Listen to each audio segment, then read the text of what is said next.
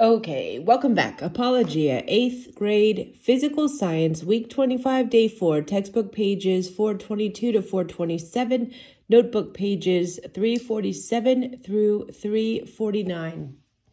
If you've played with magnets at all, you'll recognize that there are two sides to a magnet. In physics, we call them the North Pole and the South Pole of a magnet. In many ways, the poles in a magnet are much like charges. For example, if you point the North Pole of a magnet toward the South Pole of another magnet, the two poles will attract each other. If, however, you point the North Pole of a magnet to the North Pole of another one, they will repel each other.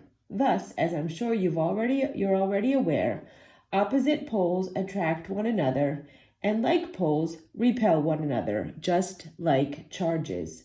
Like magnetic poles repel one another, while opposite magnetic poles attract one another. The magnetic force, then, is the force of that a magnet exerts on another magnet, on metals, or on moving charges. You can never find just one pole of a magnet hanging around. Whenever you have a magnet, you will always have a North Pole and a South Pole.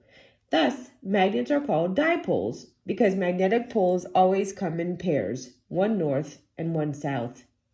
Now, I say this, but we are not 100% sure that that is true. There are scientists out there looking for a magnetic pole isolated by itself. Scientists call this the search for a magnetic monopole.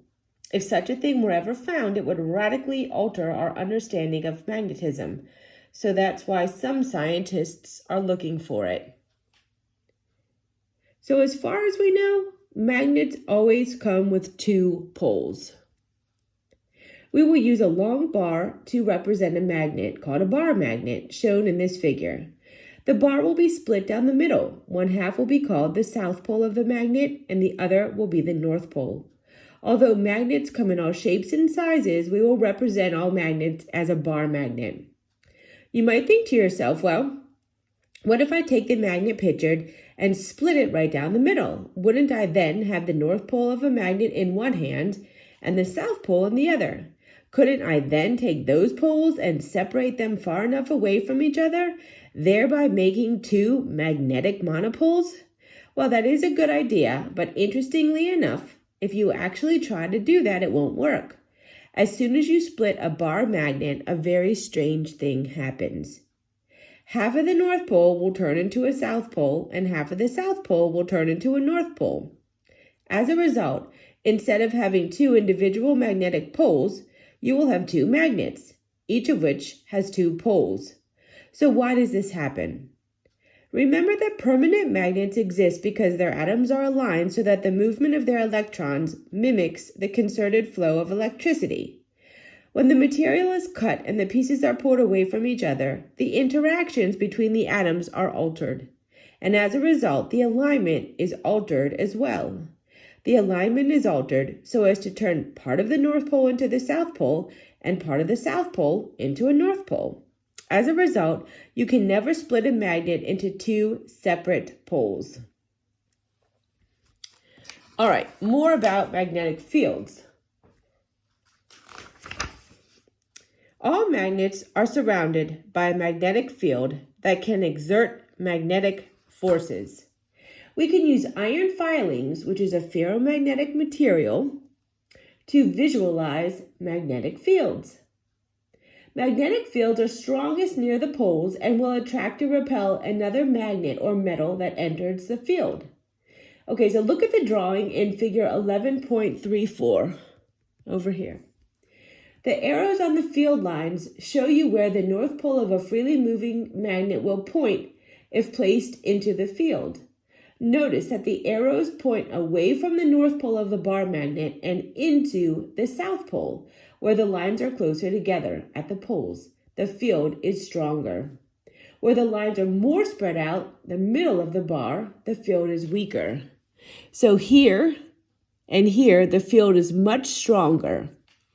You can see here and here around the poles, the field is much stronger as compared to this area.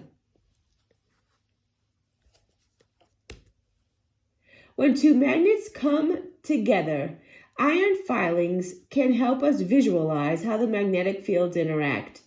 Look at figure 11.35. Notice when there are two north poles together in the bottom images of figure 11.35, there are no iron filings in the gap between the magnets. So when we have two north poles facing each other, we have this empty space right here. There are no iron filings because the combined magnetic field between the north poles is very, very weak. But notice the top images. When the north and south poles face each other, the field lines extend from the north pole of one magnet into the south pole of the other.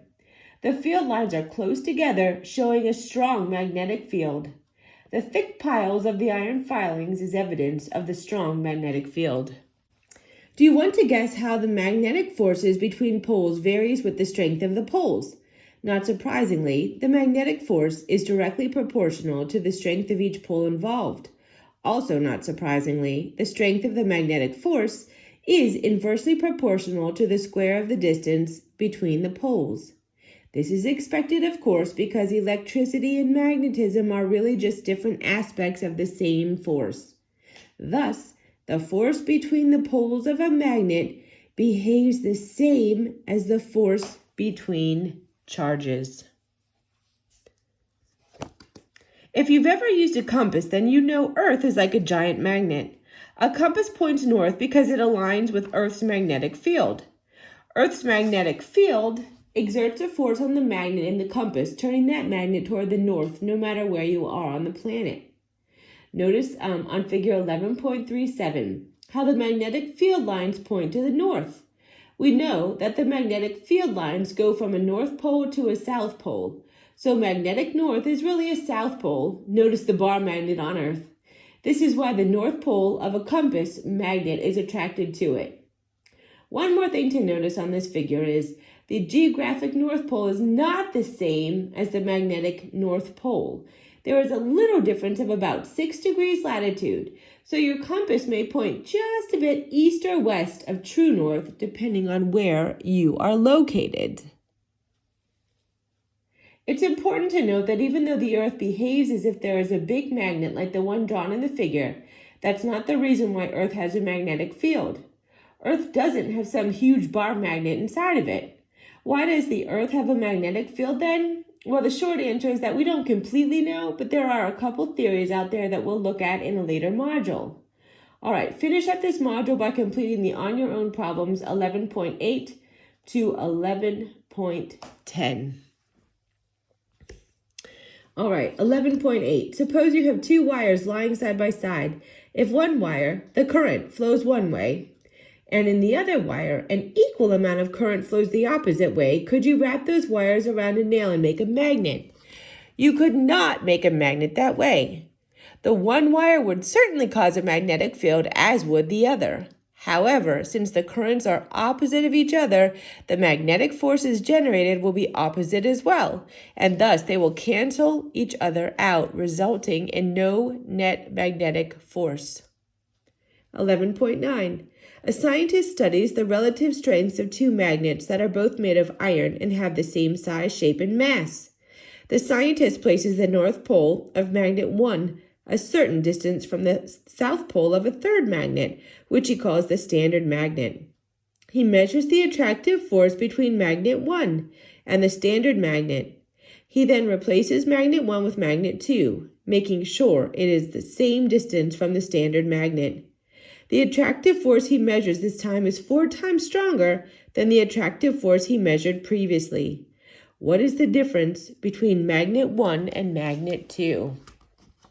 Okay, the difference is the number of atoms or domains aligned in each magnet. Remember, the larger the number of aligned domains, the stronger the magnet. Since the magnets are identical in size, shape, mass, and composition, magnet 2 must have more domains aligned than magnet 1. And last, 11.10. Just like magnetic field lines, scientists also use electrical field lines to illustrate the force that exists between electrical charges. From what you learned about magnets, draw the electrical field lines that exist between these two charges. All right. Remember, the electrical and magnetic forces are really different aspects of the same force. Thus, their properties are the same. Notice that the only real difference between this picture and figure 11.34 is that we have a positive and a negative charge instead of a north and south pole. Since magnetic and electric forces are really the same, however, the resulting field line should be essentially the same.